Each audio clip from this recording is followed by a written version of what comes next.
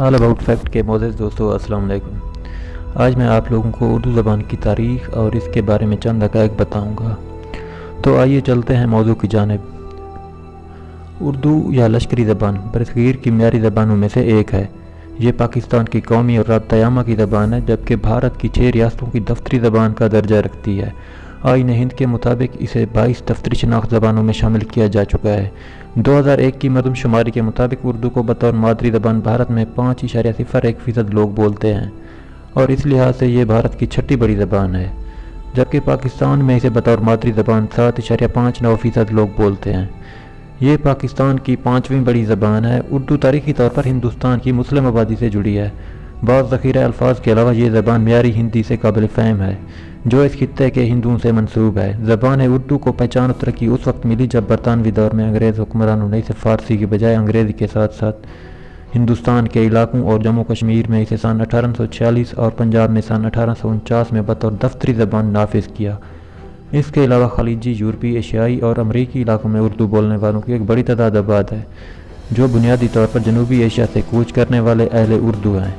1999 کے اعداد و شمار کے مطابق اردو زبان کے مجموعی متکلمین کی تعداد 10 کروڑ 60 لاکھ کے لگ بھگ تھی۔ اس لحاظ سے یہ دنیا کی 9ویں بڑی زبان ہے۔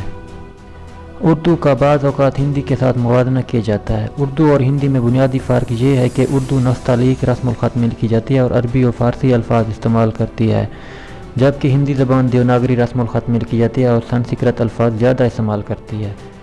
کچھ ماہرین لسانیات اردو اور ہندی کو ایک ہی زبان کی 2 معیاری صورتیں گردانتے ہیں، تاہم دیگر ماہرین ان دونوں کو معاش اور لسانی تفرقات کی بنیاد پر الگ الگ سمجھتے ہیں، بلکہ حقیقت یہ ہے کہ ہندی اردو سے نکلی ہے۔ اسی طرح اگر اردو اور ہندی زبان کو ایک سمجھا جائے تو یہ دنیا کی 4تھی بڑی زبان ہے۔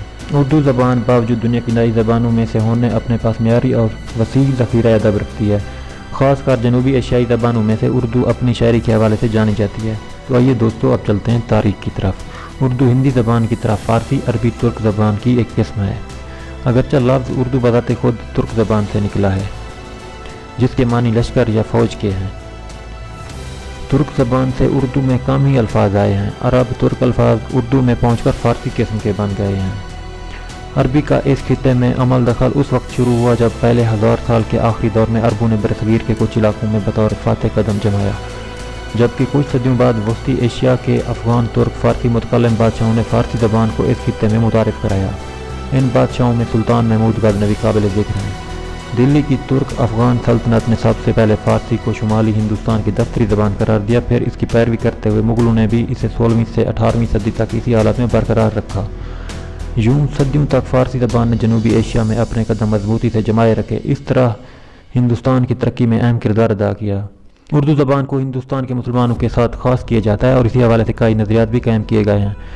ممتاز محقق حافظ محمود شیرانی کے نزدیک شیخ زبان محمود غزنوی کے حملہ ہندوستان کے ادوار میں پنجاب میں پیدا ہوئی، جب فارسی بولنے والے سپاہی پنجاب میں بس گئے۔ نیز ان کے نزدیک یہ فارسی متکلمین 200 سال تک دلی فتح کرنے سے قبل وہاں آباد رہے۔ یوں پنجابی اور فارسی زبانوں کے اختلاط نے اردو کو جنم دیا۔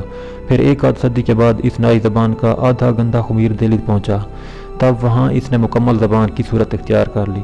اس حوالے سے انہوں نے پنجابی اور اردو زبان میں کئی مواصلتیں بھی پیش کیں۔ سندھ جسے مسلمانوں نے اس سے قبل فتح کیا کے متعلق ان کا خیال ہے، وہاں مسلمانوں نے اپنی مقامی زبان نہیں اپنائی۔ شیرانی کے اسی نظریے کو پنجاب میں اردو نامی مقالہ لکھا گیا، جس نے اردو زبان دانوں میں کافی شہرت پائی، اور اسی کو دیکھ کر بہت سے محققین نے مسلمانوں کی آمد اردو کے آغاز کو جوڑنا شروع کر دیا۔ اس طرح دکن میں اردو، گجرات میں اردو، سندھ میں اردو، بنگال میں اردو، حتیٰ کہ بلوچستان میں اردو کے نظریات بھی سامنے آئے۔ حقیقتاً شیرانی سے قبل بھی بعض محققین جیسے سنیت کمار چٹرجی، محی الدین قادری اردو پنجابی تعلق کے بارے میں ایسے خیالات رکھتے تھے، البتہ اسے ثابت کرنے میں وہ دوسروں سے بازی لے گئے۔ حافظ شیرانی کے نظریہ کی مخالفت کرنے والوں میں مسعود حسین خان اور سبز واری جیسے محققین شامل ہیں، جنہوں نے ان کے نظریے کو غلط ثابت کیا۔ ایک نظریہ یہ بھی مشہور ہے کہ اردو مغل بادشاہ اکبر کے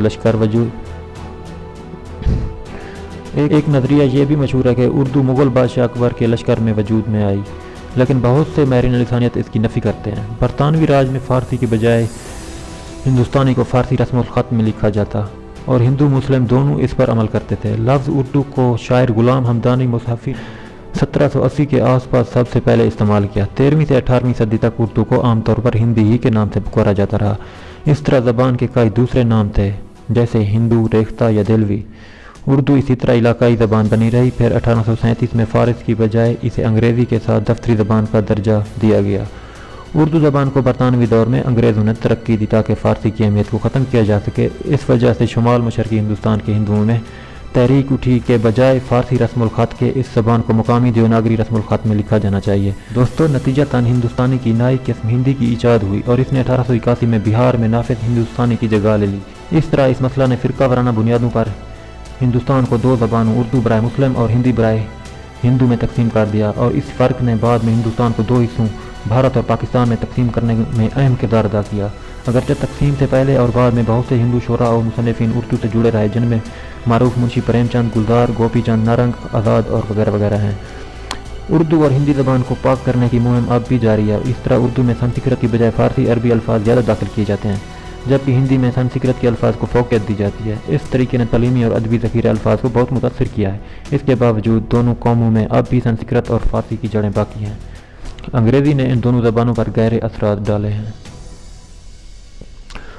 تو دوستو، یہ تھی ہماری آج کی ویڈیو۔ تو کیسی لگی آپ کو یہ ویڈیو؟ دوستو اگر میری ویڈیو آپ لوگوں کو اچھی لگی ہو تو پلیز میرے چینل کو سبسکرائب کر لیں اور ویڈیو کو لائک اور شیئر کر دیں۔